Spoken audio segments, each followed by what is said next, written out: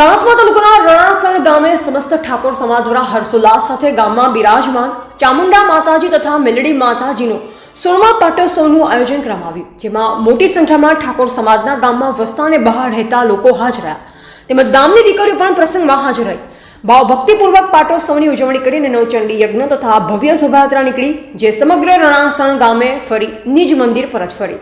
ચાણસ્મા તાલુકાના રણાસણ ગામે આવેલ ઠાકોરવાસમાં બિરાજમાન ચામુંડા માતાજી તથા મેલડી માતાજીનો 16મો પાટોત્સવ નિમિત્તે નવચંડી હવાનો ભૂદેવોના શાસ્ત્રોક્ત મંત્રચાર સાથે આયોજન કરવામાં આવ્યું, જેમાં વહેલી સવારે ડીજેના તાલ સાથે ભવ્ય શોભાયાત્રા નીકળી, જે સમગ્ર રણાસણ ગામમાં ફરી નિજ મંદિર પરત ફરી, જેમાં મોટી સંખ્યામાં લોકો જોડાઈને હર્ષોલ્લાસ સાથે ડીજેના તાલ સાથે ગરબે ઝૂમી ઉઠ્યા.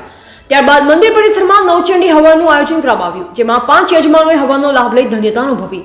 સાંજના સમયે હવનની પૂર્ણાહુતિ કરવામાં આવી. ત્યારબાદ ભોજન પ્રસાદનું આયોજન કરવામાં આવ્યું.